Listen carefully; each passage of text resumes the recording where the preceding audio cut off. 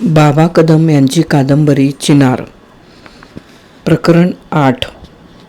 Sweater घेऊन प्रवीण येईल, त्याला आपण दयाश्रीकडे राहण्यात कोणता धोका आहे हे समजावून सांगावं, असाही एक विचार काकाजींच्या डोक्यात येऊन गेला. पण अशा अपरिपक्व बुद्धीच्या प्रवीणला काही शहाणपणा शिकवण्यात फायदा आहे का? त्यानं ऐकलं तर ठीक, न ऐकलं तर त्याचं नशीब त्याच्याबरोबर. पण प्रवीण स्वेटर घेऊन आलाच नाही. ते घेऊन आला रज्जाक, दयाश्रीचा नोकर. का रे, तू आलास? प्रवीण नाही आला, काकाजींनी विचारले. नाही आले का? ते येणार होते, पण दीदी मला म्हणाल्या तूच जा. पण त्याची इच्छा होती का यायची ते काय मला ठाऊक नाही. ठीक आहे, याचे पैसे किती सांगितले? मला काही सांगितलं नाही. 80 रुपये म्हणाल्याचं मला आठवतं. तू असं कर, मी पैसे देतो, ते घेऊन जा. मला परत तिकडे जाण्याची जरुरी नाही पडणार. काकाजींनी कोटाच्या खिशातून 10च्या 8 नोटा काढून रज्जाकच्या हातात दिल्या.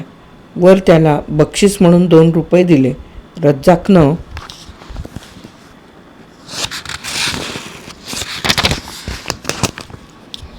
आढेवेढे घेतले, पण काकाजींनी आग्रह धरला तेव्हा त्यानं ते स्वीकारले.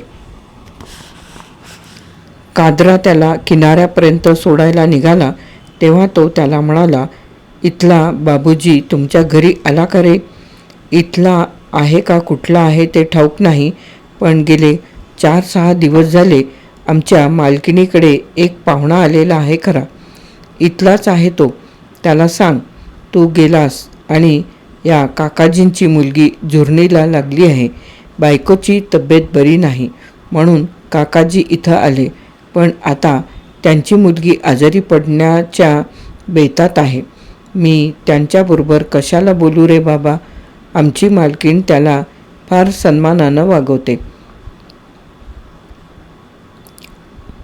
नंदलाल देखील त्याला फार आदरानं बोलावतो. काही समजत नाही, पण या काकाजींची मुलगी रात्रंदिवस रडत असते. एवढं तरी त्याच्या कानावर घालशील की नाही?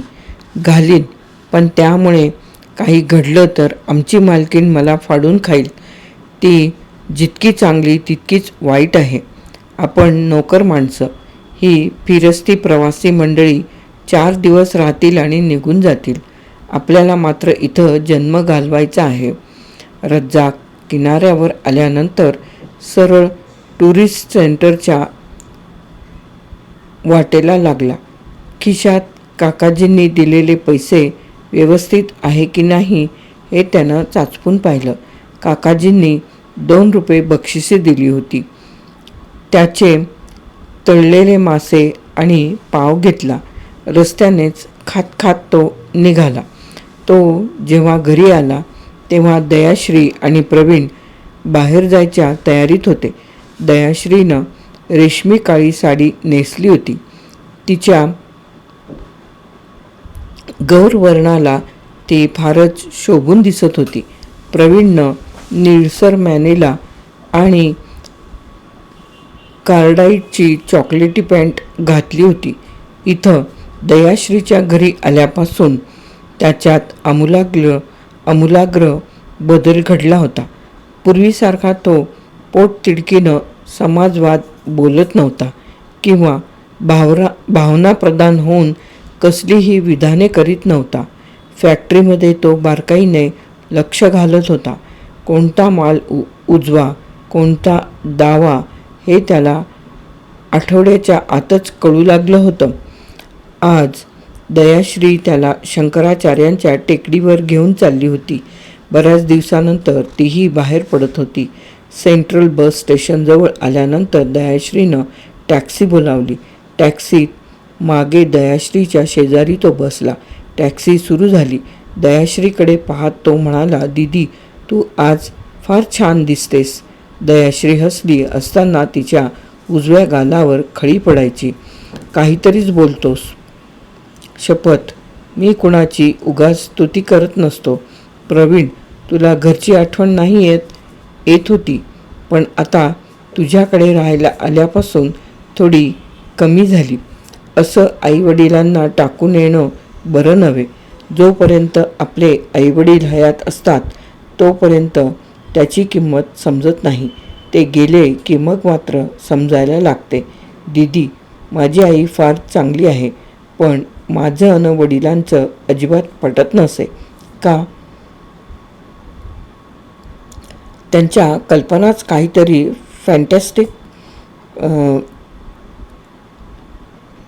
फॅटॅस्टिक असायच्या. मला म्हणायचे, लॉ कर आणि सुप्रीम कोर्टात प्रॅक्टिस कर. मी चक्क नकार दिला. मग म्हणाले, शिकायचे राहू दे, हॉटेलमध्ये बसत जा. तेही तुला आवडले नाही? हं, मला धंदा करायची इच्छाच नाही. मग काय करायचं होतं मनात? सोशल वर्क, समाजसेवा. पुन्हा गाडी मूळ पदावर येण्याची चिन्ह दिसताच दयाश्री म्हणाली, हे बघ, तू मला परवा वचन दिलेलं आहेस. स्वतःच्या पायावर उभं राहिल्याशिवाय कुठल्याही इजमवर बोलायचं नाही. ॲग्रीड. पण होतं काय दीदी, ठाऊक आहे? इतक्या दिवसांची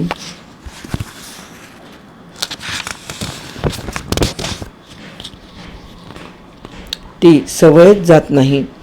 गाडी टुरिस्ट सेंटरकडून डालगेटच्या रस्त्याला लागली तेव्हा प्रवीणचं लक्ष सहजच डालगेटसमोर तरंगणाऱ्या इंडियानाकडे गेलं. ही बघ इंडियाना, काकाजी इथेच उतरले आहेत. प्रवीण, काकाजीच्या मुलीचं आणि तुझं खरोखरच काही जमलं होतं का? दयाश्रीनं काचेतून बाहेर पाहत विचारलं. छट, कल्पना कर दीदी, जम्मूवरून येताना वाटेत आमची ओळख झाली. काकाजींची पत्नी आजारी होती. तिला 8 दिवस चिनाच्या झाडाखाली राहायचं होतं. राहुटी बघण्यापासून ते तिची सारी व्यवस्था करण्यापर्यंत मी केलं आणि चक्क काकाजींनी त्या रात्री मला आपला घरजावई करून घेण्याची भाषा केली. माझी संमती नको होती विचारायला? लग्न म्हणजे काय असा चालता चालता ठरवायचा सौदा आहे? पण त्यांचा मुलगा इंग्लंडला गेला, तिथंच स्थायिक झाला. पत्नी अशी वारंवार आजारी पडणारी. मग तुझ्यासारखा सुस्वरूप सालस तरुण आपला घरजावई व्हावा असं त्यांना वाटलं. यात मावगं काय होतं? अरे, पण मला मन, भावना, विचार काही आहे की नाही? मला वाटतं तू ते प्रपोजल मान्य करायला हवं होतंस. तुझ्या आयुष्याला काहीतरी वळण लागलं असतं. Dam it. दीदी, खरं सांगू, मला पैसेवाल्या लोकांचा मनापासून तिरस्कार वाटतो. पैसेवाल्या बापाशी माझं कधी जमलं नाही. ते पैसेवाल्या सासऱ्याशी माझं जमेलच याची खात्री काय? तुझ्याकडे आलो तेव्हा देखील मला तुझ्याकडे खूप पैसा आहे असं वाटलं होतं, पण तो निव्वळ भ्रम होता माझा. तू हा सर्व उपद्व्याप करतेस आणि तो ताराचंद 1 तारखेला येऊन 1000 रुपये घेऊन जातो. शिवाय दुकानासाठी काढलेलं कर्जही तुला भागवावं लागतं. नोकरांना तू नोकरांसारखं वागवत नाहीस. हे सगळं पाहून माझी तुझ्याकडे बघण्याची दृष्टी निवळली. पण मला समजत नाही, माझ्यासारख्या अनोख्या फिरस्त्याला तू आपल्या घरी कसं काय ठेवून घेतलंस? प्रवीण, माणसाला एक अंतर्मन असतं. एखादा कधीही न पाहिलेला, न भेटलेला माणूस भेटला की त्याचा सहवास हवाहवासा वाटतो. उलट एखादा परिचित माणूस दिसला की तो केव्हा एकदा आपल्या नजरेसमोरून दूर होईल असं वाटतं. याला काही कारण सांगता येत नाही. मला तुला पाहिल्याबरोबर वाटलं की तू चांगला आहेस, म्हणूनच मी तुझ्याशी बोलले. तुझ्या बोलण्यातून मला काय आढळलं तर तू स्वभावानं चांगला असूनही तुला या जगातला व्यवहार अजून समजला नाही.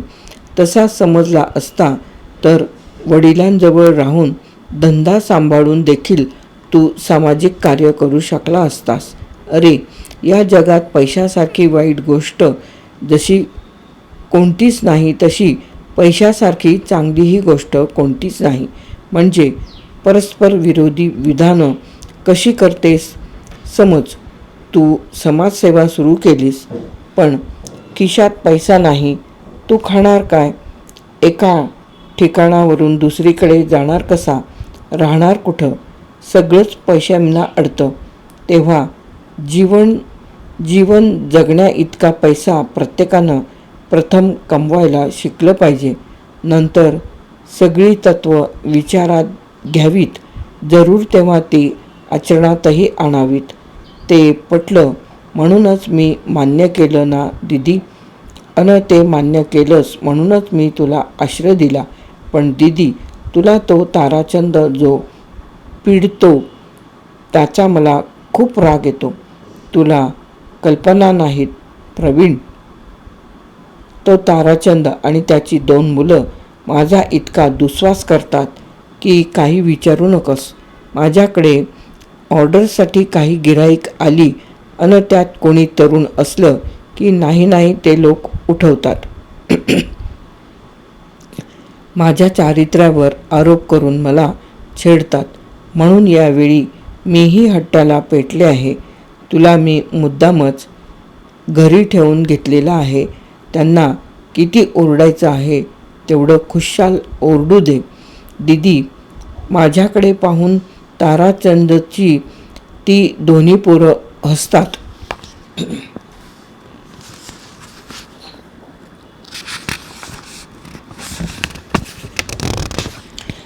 एकमेकांना खुणावतात.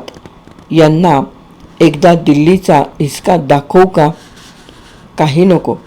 त्यांच्याच मरणानं ती मरतील, तुला माहीत नाही. त्यांच्यात खूप लाथाळी लागली आता. ती दोन्ही मुलं कॉलेजात आहेत, पण पास होत नाहीत. म्हणून यंदा ताराचंदने त्यांना फी देण्याचं नाकारलेलं आहे. शिवाय ताराचंदनं बाहेर एक बाई ठेवल्याचं माझ्या कानावर आलं आहे. आपसात झगडून त्यांचे ते बर्बाद होतील. आपण कशाला त्यांचं वाईट करायला हवंय? पण दीदी, माणसाच्या सहनशीलतेलाही काही मर्यादा असते. माझी जर त्यांनी छेड काढली तर कदाचित माझ्या हातून काय घडेल सांगता येत नाही. असं काही करू नकोस प्रवीण. असं म्हणून दयाश्रीनं प्रवीणचा हात हातात घेतला. आज पहिल्यांदा तिनं प्रवीणचा हात हातात घेतला होता. 4-6 दिवस तो त्या घरात राहत असूनही ते इतके जवळ कधीच आले नव्हते. नागमोडी वळसे घालून टॅक्सी शंकराचार्यांच्या टेकडीच्या पायथ्याजवळ येऊन थांबली. इथून पायऱ्या चढून वर जावे लागणार होते. दयाश्री कित्येक दिवसांनंतर आज घराबाहेर पडली होती. अलीकडे घर ते फॅक्टरी याशिवाय तिला दुसरं ठिकाण ठाऊक नव्हतं. फॅक्टरी आणि घर यात जेमतेम 100 फुटांचं अंतर होतं. आता या मंदिराकडे जाण्यासाठी पायऱ्या चढता चढता तिला सवय नसल्याने दम लागला. कपाळ घामानं भरलं. ती बाजूच्या कट्ट्यावर हुश्य करून बसली आणि प्रवीणला म्हणाली, पुरे बाबा. प्रवीण, मी काही आता वर येऊ शकत नाही. पाय अक्षरशः निखळून पडतील असं वाटतं. माझ्या वतीनं तूच वर जा आणि पिंडीला हात जोडून ये. छे दीदी, अगदी थोडं अंतर राहिलं आहे आता. मला एकदम वर घालवायचं आहे का तुला? काहीतरीच बोलू नकोस. यापूर्वी 10-5 वेळा मी आले, पण असा दम लागला नव्हता रे. सवय नाही म्हणून तसं वाटतं. उठ. असं म्हणून यावेळी प्रवीणनं तिला हाताला धरून उठवलं. तेव्हा ती म्हणाली, एका अटीवर येईन. बोल. शेवटपर्यंत माझा हात सोडायचा नाहीस. कबूल. बघ, मध्येच सोडशील? नाही सोडणार. शपथ घेऊन सांगतो. कोणाची शपथ? तुझी शपथ. मंदिरात पोचेपर्यंत तुझा हात सोडणार नाही. मग चल तर. असं म्हणून दयाश्रीनं प्रवीणच्या हातात हात दिला. प्रवीणनं तो घट्ट धरला. आणि तो जवळजवळ तिला ओढतच वर घेऊन चालला. 10-20 पायऱ्या ते दोघे असे गेले असतील नसतील तोवर वरून 2 बायका येताना दिसल्या. त्यांच्याकडे पाहून दयाश्री म्हणाली, त्या बघ कोण बायका येत आहेत. हात सोडशील ना माझा त्या जवळ आल्या की. का सोडेन लाजून. छट, तुझी शपथ खाल्ली. आता 2 बायका येवोत किंवा 200 येवोत, मंदिराच्या दारापर्यंत तुझा हात नाही सोडणार. ओके चल. ते दोघे असेच 10-12 पायऱ्या वर चढले. वरून येणाऱ्या त्या 2 बायका अगदीच जवळ आल्या. खाली पाहून दयाश्रीच्या हाताला घट्ट धरून एक पायरी वर चढणाऱ्या प्रवीणचं जेव्हा त्या 2 बायकांच्याकडे लक्ष गेलं तेव्हा त्याच्या स्वतःच्या डोळ्यांवर विश्वासच बसेना. त्या दमयंतीबाई आणि सुनीता होत्या. त्या दोघांना पाहताच प्रवीणची पावलं थबकली, पण त्यानं दयाश्रीचा हात मात्र सोडला नाही. त्या दोघी हळूहळू पायऱ्या उतरून त्यांच्या जवळ आल्या. प्रवीण दयाश्रीचा हात हातात धरलेल्या अवस्थेत म्हणाला,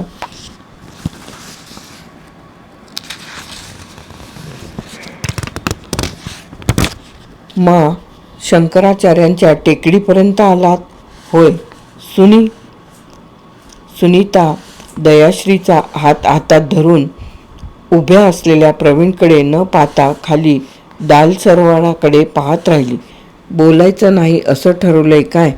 तरीही सुनीता बोलली नाही. दयाश्री प्रवीणच्या हातातून आपला हात सोडवून घ्यायचा प्रयत्न करू लागली तसा प्रवीण म्हणाला, हा दीदी, आता हात सोडू म्हणशील तर ते जमायचं नाही हं. दमयंतीबाई सुनीताला म्हणाल्या, चल उशीर होतोय. मा, सुनी माझ्यावर रागवली आहे, पण माझ्या मनात काही नाही हं. माझं काही चुकलं माकलं असलं तर क्षमा करा. चल दीदी. असं म्हणत तो वर पायऱ्या चढू लागल्या अन त्या दोघी मायलेकी प्रवीणला निर्लज्ज आणि नादान संबोधून पायऱ्या उतरू लागल्या. काही पायऱ्या वर चढून गेल्यावर दयाश्री म्हणाली, काय मूर्ख आहेस रे तू. का, काय वाटलं असेल त्यांना. कशाबद्दल. चक्क माझा हात हातात धरून बोलत होतास त्यांच्याशी ते. मी हात सोडणार कसा. शपथ घेतली नव्हती. वेडाच आहेस. अरे त्या ओळखीच्या निघतील हे काय मला ठाऊक होतं का. काय वाटलं असेल तर बरं त्यांना. काय वाटणार. खरंच तुला विधात्यानं कसा बनवला कुणास ठाऊक. हे बघ दीदी, तू काही म्हण, माणसानं प्रतिज्ञा केली की ती मोडू नये. अरे पण एका तरुण स्त्रीचा हात धरून दुसऱ्या ओळखीच्या स्त्रियांच्या समोर उभं राहणाऱ्याला लोक काय म्हणतील. लोक काय वाटेल ते म्हणत मी मंदिराच्या दाराशी पोहोचेपर्यंत तुझा हात सोडणार नाही. दयाश्री प्रवीणकडे पाहून हसली आणि म्हणाली, कसा या जगात तुझा निभाव लागणार आहे कुणास ठाऊक. शेवटी मंदिराच्या दाराजवळ येईपर्यंत प्रवीणनं दयाश्रीचा हात सोडला नाही. श्रीनगरमधलं श्री शंकराचार्यांचं मंदिर ते अतिप्राचीन असं मंदिर आहे. त्यातली स्वयंभू अशी 4 फूट उंचीची पिंडी पाहताच त्या स्थानाबद्दल आदर अन भक्ती निर्माण होते. मंदिराभोवती जो दगडी कट्टा आहे त्या कट्ट्यावरून उभं श्रीनगर दिसतं. श्रीनगरच्या आसपासचा 25-30 मैलांचा टापूही नजरेच्या टप्प्यात येतो. वरून दाल सरोवराचं दृश्य अत्यंत विहंगम असं दिसतं. इवल्या हाऊसबोटी, मुंग्यांसारखे शिकारे अन दाल सरोवराकाठची सफेदाची उंचच्या उंच झाडं करंगळी एवढी दिसू लागतात. मंदिराच्या डाव्या बाजूला एक प्रचंड चिनार वृक्ष उभा आहे. त्या भोवताली बसण्यासाठी कट्टा बांधलेला आहे. येथून दक्षिण दिशेनं वाहणारी झेलम दृष्टीच्या टप्प्यात येते. गुलमर्गच्या परिसरातील बर्फाच्छादित शिखरं क्षितिजाच्या धुसर अशा ढगांत घुसलेली दिसतात. दर्शन घेऊन चिनारच्या कट्ट्यावर दयाश्रीच्या बाजूला प्रवीण चक्क पाठ टेकून पाय लांब करून पडला आणि म्हणाला, सुनी एक शब्द देखील बोलली नाही. कशी बोलेल? तुझं वागणंच कसं विचित्र होतं. असं कसं म्हणतेस तू दीदी? असं म्हणून प्रवीण चटकन उठून बसला.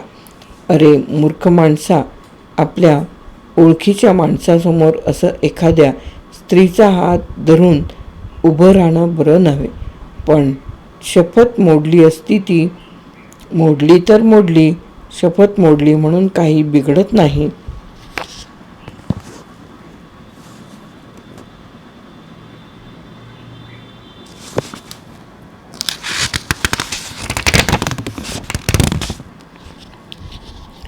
मग त्याचवेळी तू नाही का सांगायचं? मी सोडला असता तुझा हात.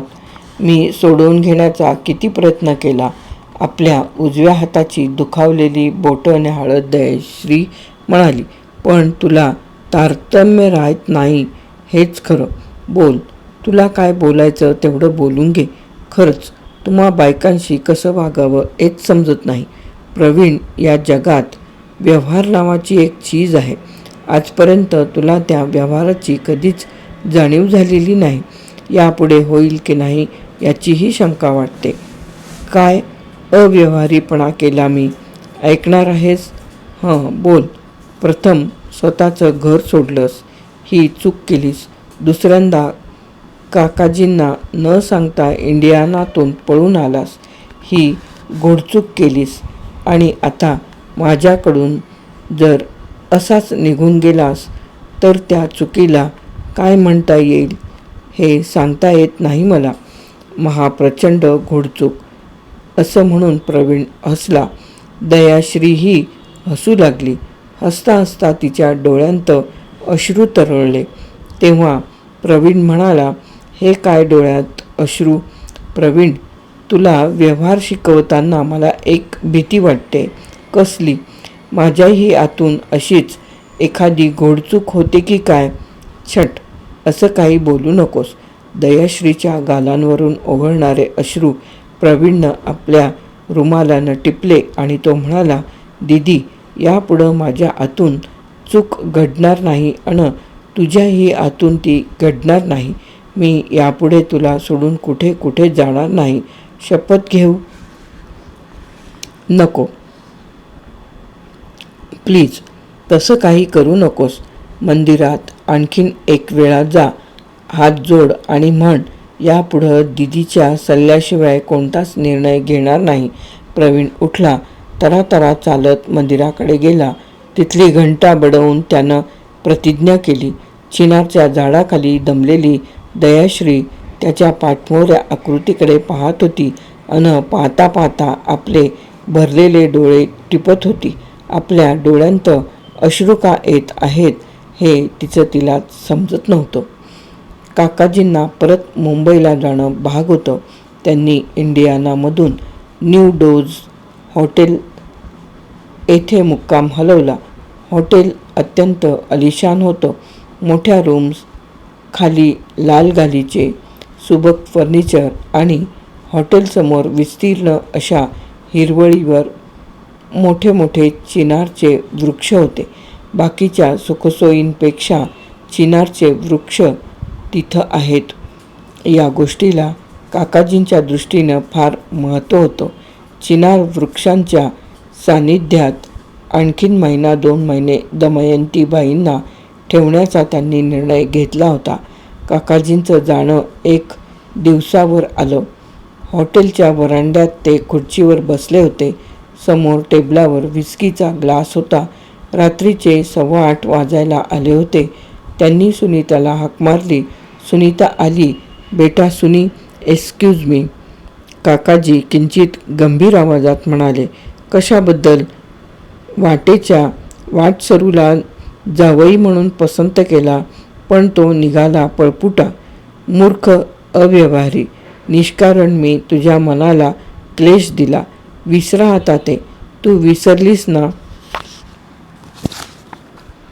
हो, विसरणंच भाग आहे मला. चक्क दयाश्रीचा हात हातात धरून दिवसाढवळ्या या श्रीनगरात जो वावरतो त्याच्याबद्दल यापुढे कशाला विचार करू? काय म्हणालीस? हातात हात धरून फिरतो? ना विचारा ना. सुनीतानं त्या दिवशी शंकराचार्यांच्या टेकडीवरून उतरताना घडलेला प्रकार सांगितला. काकाजींनाही आश्चर्य वाटलं. ते ऐकल्यानंतर ते म्हणाले, त्याच्या बापाला तार करू का? तो येईल आणि घेऊन जाईल त्याला. आपल्याला काय करायचं आहे? आताशी तो उघडपणे श्रीनगरमध्ये वावरतो आहे. तो बापाला घाबरेल कशावरून? जाऊ दे त्याचा विषय. आपण आम्हाला न्यायला परत येणार की आम्हीच तिकडे यायचं? बघू कसं जमतं ते. पण मला मात्र जाणं भागच आहे. जूनच्या 6 तारखेला इन्कम टॅक्स ऑफिसमध्ये तारखा चालणार आहेत. जमलं तर जून अखेर एखादी चक्कर टाकीन. पण तू मात्र सांभाळून राहा. कासमभाईला मी सांगून ठेवलेलं आहे. काही गरज लागली तर त्याला सांग. इथून 5 मिनिटांच्या अंतरावरच तो राहतो. मला तशी गरज पडणारच नाही, पण पडलीच तर त्यांना जरूर भेटेन. दुसऱ्या दिवशी सकाळी 9 वाजता दमयंतीबाई आणि सुनीता काकाजींना पोहोचवण्यासाठी टुरिस्ट सेंटरमध्ये इंडियन एअरलाइन्स ऑफिसपर्यंत गेल्या. 9 वाजले होते. 9:30ला इंडियन एअरलाइन्सची बस प्रवाशांना एअरपोर्टला घेऊन जाणार होती. टुरिस्ट सेंटरला सकाळी प्रवाशांची जितकी गर्दी होते तितकी दुपारी किंवा संध्याकाळी होत नसते. कारण सकाळी इथून साईटसीइंगसाठी बसेस सुटतात. श्रीनगरमध्ये उतरलेले प्रवासी ॲडव्हान्स बुकिंग करून सकाळी 8 वाजल्यापासून इथं जमायला सुरुवात होते. भारताच्या कानाकोपऱ्यातून आलेले प्रवासी त्यांच्या फॅशन्स पाहण्यासारख्या असतात. प्रत्येकाच्या चेहऱ्यावर उत्साह ओसंडत असतो. गुलमर्गला जाणारी बस एअरलाइन्सच्या ऑफिससमोर लागली होती. तिथंच बाजूला पहलगाम, सोनमर्ग, वुलर लेक, अनंतनाग अशा ठिकाणी जाणाऱ्या बसेस लागल्या होत्या. गुलमर्गला जाणाऱ्या बसजवळ पाठमोरं असं एक जोडपं उभं होतं. तरुण, उंच, अंगात लाल स्वेटर घातलेला आणि तरुणीनं उलनचा केसाळ कॉलर असलेला निळसर कोट घातला होता. तिच्या अंगावर उंची रेशमी साडी होती. डोळ्यांवर तिनं मोठ्या फ्रेमचा गॉगल लावला होता. तरुणाच्या हातात वेताची बास्केट होती. सुनीतानं क्षणभर त्या जोडप्याकडे पाहिलं आणि ती आश्चर्यचकित झाली. ती दोघं दुसरं तिसरं कोणी नसून दयाश्री आणि प्रवीण होते. ते पाहिलंत? कोण ग? त्या समोरच्या गुलमर्गच्या मोटारीजवळ उभे आहेत ते. ओळखलं का? प्रवीण आणि दयाश्री. होय की ग.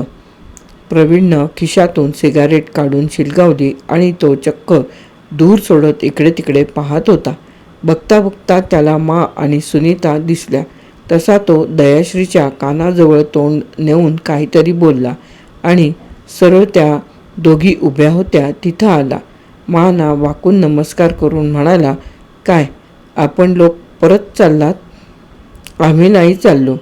हे चाललेत आत्ताच्या प्लेनला. म्हणाल्या, कुठं आहेत काकाजी? आत ऑफिसमध्ये गेले आहेत. इतक्यात काकाजी स्वतःच तेथे आले. प्रवीणला पाहून त्यांनी म्हटलं, हॅलो, काय येणार आहेस दिल्लीला? हसत हसत प्रवीण म्हणाला, नाही, आम्ही गुलमर्गला चाललो.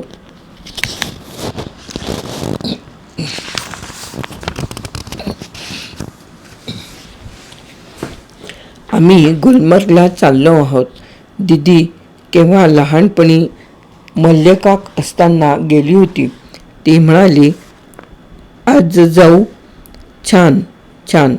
इथं आहेस तोपर्यंत सारं काश्मीर पाहून घे. आहेस तोपर्यंत म्हणजे मी आता इथंच राहणार आहे काकाजी. भरोसा देता येत नाही. नाही काकाजी, माझ्या स्वभावात आता खूप बदल घडला आहे.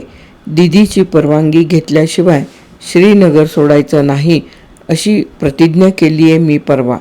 ठीक आहे, पण तो तुझा समाजवाद इथं गारठून गेला की काय? प्रवीण त्यावर हसत हसत म्हणाला, काकाजी, यापुढे आयुष्यात भावनाप्रधान होऊन कोणताच निर्णय घ्यायचा नाही असं दीदीने बजावलंय. आता प्रथम स्वतःच्या पायावर उभं राहायला शिकायचं. या महिन्यापासून मी द हिमालय वूल वर्क्सचा मॅनेजर म्हणून काम पाहणार आहे आणि तुझी दीदी ती एम्ब्रॉयडरी आणि स्वेटर्स यांच्या मॅन्युफॅक्चरिंगमध्ये अधिक लक्ष घालणार आहे. काय होतं, तिच्या एकटीवर कामाचा फार ताण पडतो. I have decided to relieve her. बरं झालं. बाकी दयाश्रीचं अभिनंदन करायला हवं. कशाबद्दल? तुझ्यासारख्या मायग्रेटरी बर्डला तिनं पकडून ठेवल्याबद्दल. प्रवीण मनापासून हसला. तो हे सर्व सांगत असताना देखील काकाजींना अद्याप त्याची पोच आलेली नाही हे जाणवत होतं. सुनीता त्या दोघांचं संभाषण ऐकत होती, पण ती त्या दोघांच्याकडे पाठमोरी उभी होती. इतक्यात विमान ऑफिसमधल्या पोर्टरनं प्रवाशांना बसमध्ये बसून घेण्याची सूचना केली. काकाजी दमयंतीबाईंचा आणि सुनीताचा निरोप घेऊन बसमध्ये चढले. जाता जाता ते प्रवीणला म्हणाले, wish you best of luck. Thank you sir. इतक्यात तिथं दयाश्री आली आणि प्रवीणला म्हणाली, अरे कुठं भटकतो आहेस तू? आपली गुलमर्गची बस सुटणार आहे आता. प्रवीणच्या हाताला धरून जवळजवळ ओढतच तिने त्याला गुलमर्गच्या बसकडे नेले. दमयंतीबाईंनी सुनीताकडे पाहिलं. सुनीताने त्यांच्याकडे पाहिले, पण ती बोलली मात्र काहीच नाही. गुलमर्गच्या रस्त्याला दुतर्फा सफेदाची ओळीने लावलेली झाडं होती. गाडी मैलच्या मैल दुतर्फा उभा असलेल्या वृक्षांच्या सैनिकांकडून गार्ड ऑफ ऑनर घेत चालली होती. दयाश्री आणि प्रवीण एकमेकांना अगदी खेटून बसले होते. तिनं डोक्याला लाल टिपक्यांचा निळा रुमाल बांधला होता. वाऱ्यानं तिच्या कोटाच्या कॉलरवरचे केस डुलत होते. प्रवीण, काय म्हणत होतीस सुनीता? दयाश्रीने विचारलं. काही नाही, ती बोललीच नाही माझ्याशी. का? का कुणास ठाऊक. सांगू? सांग. त्या दिवशी तू माझा हात सोडला नाहीस म्हणून ती रागावली असेल. पण दीदी, ती फार सुस्वभावी आहे ग. असं. किती दिवस राहणार आहेस इथं? आणखी 2 महिने. अच्छा. किती दिवस राहणार आहेत इथं? आणखी 2 महिने. अच्छा. बाकी परवा बाई बघितल्या त्यापेक्षा आज बऱ्याच सुधारल्यासारख्या वाटल्या. दीदी, तुला सांगतो, प्रथम जेव्हा मी माना पाहिलं तेव्हा मला वाटलं होतं बहुधा त्या श्रीनगरमध्येच वैकुंठाला जातील. पण आश्चर्य आहे, अगदी ठणठणीत बऱ्या झाल्या मा. तू माझ्याकडे राहायला आलास म्हणून त्यांना काय वाटतं?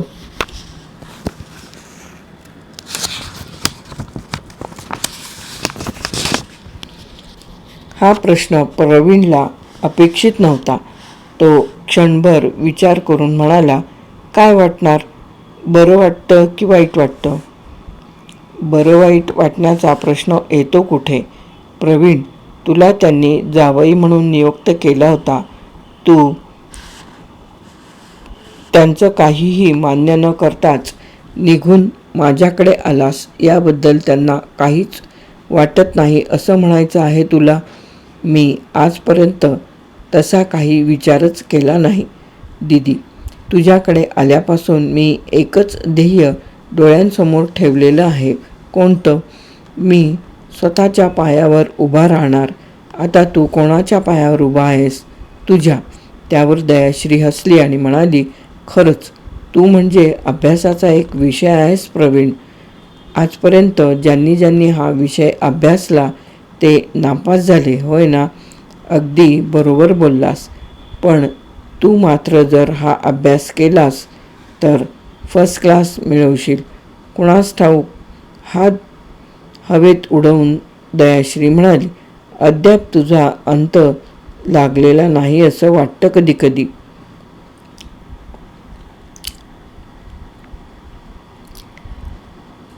गाडी लहान मोठ्या वस्त्या, पूल, माळ ओलांडत गुलमर्गजवळ आली. इथून पश्चिमेला पसरलेली फर आणि पाईन यांची दाट जंगलं दिसू लागली. गर्द हिरव्या झाडीच्या पलीकडे उत्तम असं हिमाच्छादित शुभ्र शिखर निळ्याभोर आकाशाच्या पार्श्वभूमीवर एकदम उठून दिसायचं. बर्फाच्या शिखराकडे प्रवीण एकाग्र होऊन पाहत राहायचा. गुलमर्गला थोडी विश्रांती घेतल्यानंतर पुन्हा गाडीचा प्रवास सुरू झाला. नागमोडी वळण, गर्द झाडीतून गेलेली वाट ओलांडीत गाडी एकदाची गुलमर्गच्या बसस्टॉपजवळ आली. गाडी येऊन थांबताच पोनीवाल्यांनी एकच गर्दी केली. J&Kचे पोलीस त्या तट्टूवाल्यांना बाजूला हाकत काश्मीरी भाषेत शिव्या घालत होते. आपण पोनीवरून जायचं? प्रवीणनं विचारलं. नको, इथून रोप ट्रेन काही फार दूर नाही. हा गोल्फ क्लबचा माळ ओलांडला की आलंच. रोप ट्रेन हा काय प्रकार आहे दीदी? आता प्रत्यक्ष तिथे गेल्यानंतर बघ ना. ती दोघे चालतच रोप ट्रेनकडे निघाली. पण जाताना 10-20 तट्टूवाल्यांनी त्यांना विचारायला सुरुवात केली, बाईजी, पोनीवर खिलनमर्ग चलो, 10 रुपया दो. तोवर दुसरा म्हणाला, 8 रुपये में चलो. तिसऱ्यानं तो भाव 5 रुपयांवर आणला. त्या दोघांना तट्टूवरून जायचंच नव्हतं. तट्टूवाल्यांना हुसकावून लावता लावता प्रवीण हैराण झाला. दीदी, मी माझ्या आईबरोबर काशीला गेला होतो. तिथले पंडेही असाच वैताग आणतात. प्रवीण म्हणाला, अरे त्यांचं पोट चालतं ना त्या धंद्यावर. पोटासाठी अशी धडपड करावीच लागते माणसांना. दीदी, उजव्या बाजूच्या अफाट पसरलेल्या हिरवळीकडे पाहत प्रवीण म्हणाला, तुला अशी हिरवळ दिसली की काय करावंसं वाटतं? तासनतास बघत बसावंसं वाटतं. तुला काय वाटतं? मला अशा हिरवळीवर गाढवासारखं गडबडा लोळावंसं वाटतं. दयाश्री चालता चालता थांबून हसू लागली. कमाल करतेस हं तू प्रवीण. हे बघ, माणसानं नेहमी मनापासून बोलावं की नाही? अर्थात, पण कधी कधी मनापासून बोलण्यानं घोटाळे उडतात, म्हणून खोटंसुद्धा बोलावं लागतं. आपल्याला ते जमणार नाही दीदी.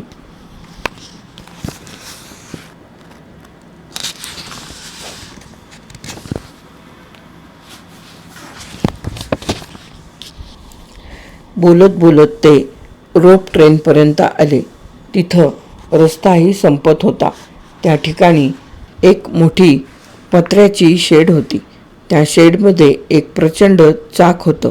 त्या चाकाला मोठं ऑइल इंजिन गती देत होतं. चाकाला गुंडाळलेला लोखंडी दोर फिरत होता.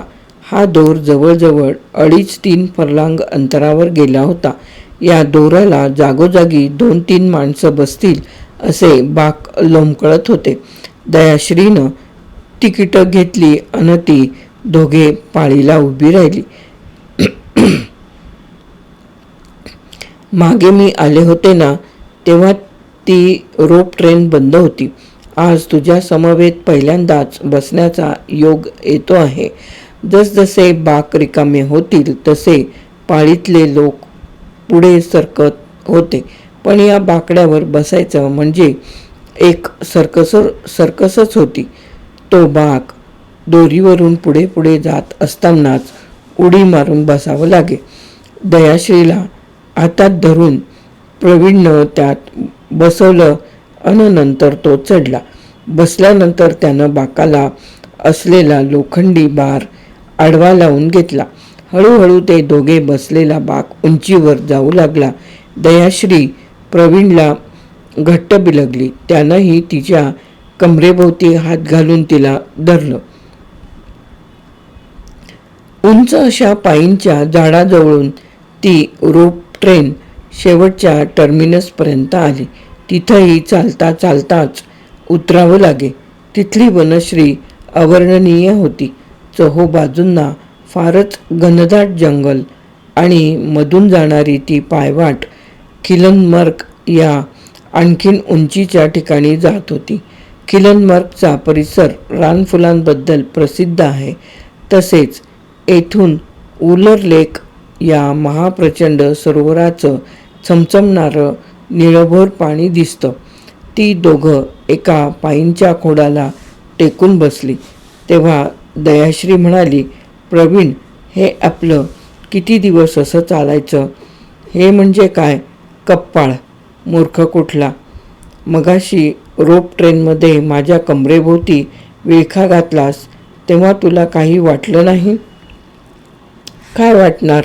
तू घाबरली होतीस म्हणून मी तसं धरून ठेवलं, बस इतकंच. हो.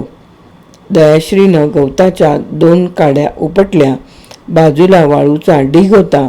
लहान लहान कडे घेऊन समोरच्या एका लहानशा रानफुलावर नेम धरून मारायला सुरुवात केली. दीदी, आपल्याला भूक लागली बुवा. इकडच्या हवेत एकसारखी भूक का लागते समजत नाही. टिफिन आहे तो घे खायला. नाही इकडं आण, मीच देते तुला. दयाश्रीनं ब्रेड, जॅम, लोणी, उकडलेली अंडी, थर्मासमधून चहा असं सारं साहित्य सोबत घेतलेलं होतं. बाजूच्या दगडावर उकडलेलं अंड किंचित आपटून त्याचं सालपट काढता काढता प्रवीण म्हणाला, तू नाही घेत? मला भूक नाही. बाकी तहान भूक हरावी असा इथला निसर्ग आहे खरा, पण तू इथंच लहानाची मोठी झाली असल्यानं तसं वाटण्याचं काही कारण नाही.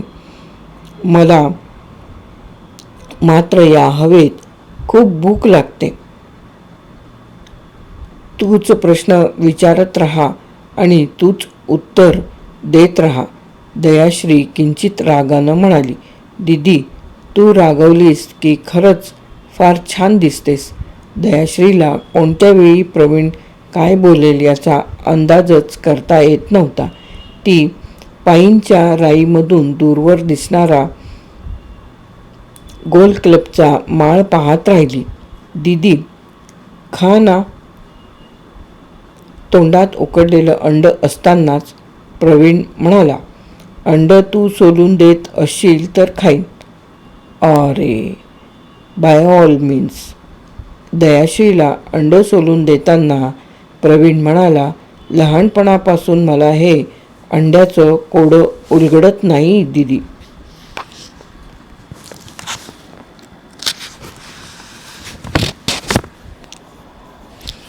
कसलं कोडं? प्लेटमध्ये ब्रेडला जॅम आणि लोणी लावता लावता दयाश्रीने विचारलं. अगोदर अंड निर्माण झालं की कोंबडी? त्यात कसलं कोडं आलंय? अरे, अगोदर कोंबडीच निर्माण झाली असली पाहिजे, पण ती होण्या अगोदर अंड्यातूनच बाहेर पडली असेल ना. अर्थात मग तू कोंबडी अगोदर निर्माण झाली असं कसं म्हणतेस? बाकी प्रवीण, तू ग्रॅज्युएट झाला आहेस म्हणतोस, पण माझा विश्वास बसत नाही. अजूनही शाळकरी पोरासारखे पोरकट प्रश्न कसे काय तुझ्या डोक्यात निर्माण होतात? I am steel a child. मला लहान म्हणून घ्यायला बरं वाटतं दीदी. मरेपर्यंत मला पोरकट म्हटलं तरी राग नाही येणार. उद्या मुलं झाली की असा पोरकटपणा शोभणार नाही तुला. लग्नच नाही तर मुलं होतीलच कशी? करणारच नाहीस? न करायला काय झालं? मी तुझ्या संमतीशिवाय श्रीनगर न सोडण्याचीच प्रतिज्ञा घेतलेली आहे, लग्न न करण्याची नव्हे. सोललेलं अंड, मीठ आणि मिरपूड लावून प्रवीणनं दयाश्रीच्या तोंडासमोर धरलं. काय फाजीलपणा करतोस हा? यात कसला आलाय फाजीलपणा? दयाश्रीनं ते अंड त्याच्या हातातून घेतलं आणि ते चाकूनं कापून ब्रेडमध्ये त्याचे लहान लहान तुकडे घालून सँडविच बनवलं. त्या सँडविचचा एक तुकडा खाता खाता दयाश्री म्हणाली, नंदलालचं एकदा लग्न करून दिलं की मी मोकळी झाले. नंदलालसाठी मुली पाहायला सुरुवात केली आहेस का? काय सांगायचं तुला प्रवीण, या ताराचंदनं माझं लग्न होऊ द्यायचं नाही असा विडा उचललेला आहे. मला शंका आहे नंदलालच्या लग्नातही तो असाच खो घालणार. म्हणजे तुझं लग्न होऊ न देण्यात त्यांचा काय स्वार्थ होता? माझं लग्न झालं म्हणजे नंदलालला पाठबळ निर्माण होणार आणि नंदलालचंही लग्न न झालं तर उद्या ही सारी प्रॉपर्टी त्यांनाच मिळणार. अशा काहीतरी दुष्ट कल्पना उराशी बाळगून आहे तो ताराचंद. मला एक सांग, तुझ्या लग्नाचा कधी प्रयत्न झाला होता? हो, एकदा नव्हे 3 वेळा. एकदा इथल्या मिलिटरीतल्या कॅप्टनशी माझं लग्न ठरत होतं. दुसऱ्यांदा अमृतसरमधल्या IPS ऑफिसरनं मला पसंत केलं होतं. तिसऱ्यांदा पठाणकोटमधल्या एका डॉक्टराशी वाटाघाटी झाली होत्या. पण 3 वेळा ताराचंदनं त्या लोकांना काहीतरी खोटं नाटं सांगून ही लग्न मोडली. पण त्या मूर्खांनी त्यावर विश्वास ठेवावाच का? ताराचंदजवळ अशी वाणी आहे की तो जे म्हणतो ते लोकांना सत्यच वाटतं. खोटं असणं शक्यच नाही म्हणतात. पण त्याची स्वतःचीही लफडी आहेत ना. 1 नव्हे 2 नव्हे,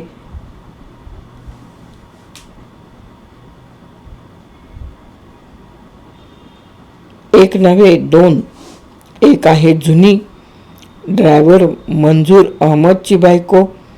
तो ट्रक घेऊन खाली दिल्ली, मुंबई, मद्रासपर्यंत जातो. 4 महिने येत नाही तेव्हा हे महाशय तिच्याकडे जातात. दुसरी आहे ती फात, ही अगदीच लोफरबाई आहे. शिवाय पत्नी एक. हो, कमाल आहे.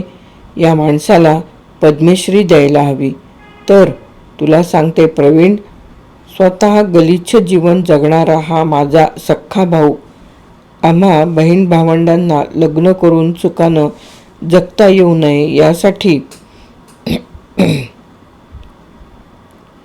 असंख्य लटपटी आणि खटपटी करीत असतो.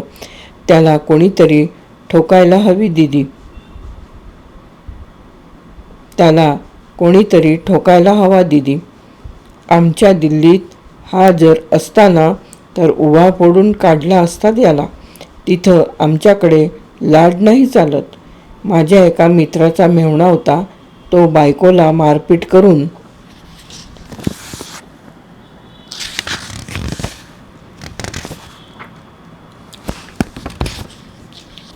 माहेरी घालवायचा. पुन्हा 1-2 महिने झाले की लाडीगुडी करत न्यायला यायचा. मित्रानं आम्हाला हे सांगितलं. दुसऱ्या वेळी तो जेव्हा मित्राच्या बहिणीला न्यायला आला तेव्हा आम्ही सर्वांनी त्याला असा धुतला म्हणतेस दीदी, त्याला पॅन्टच बदलावी लागली. त्यावेळी तो आपल्या बायकोला घेऊन गेला. नंतर तिच्या अंगाला हात लावायचा त्यानं सोडून दिलं. दीदी, मोठ्यानं बोलत देखील नाही तो आता तिच्याशी. जैसे को वैसा है ना.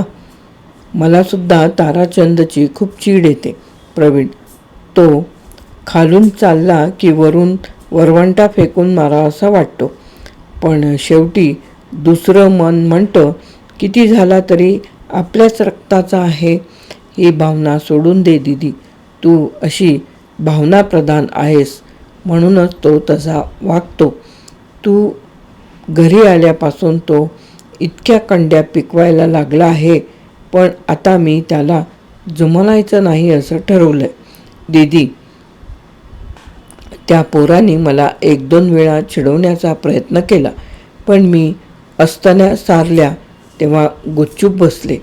रज्जाकला, नूरबीला देखील असंच काहीतरी कुचकट बोलत असतात.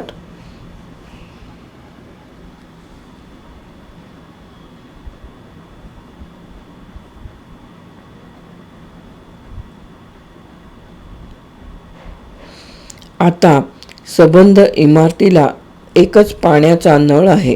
खाली पाणी चालू असलं की वर पाणी चढत नाही हे त्यांना ठाऊक आहे. तरीही आपलं पाणी भरून झालं की खालचा नळ बंद न करता तसाच सोडून ठेवतात.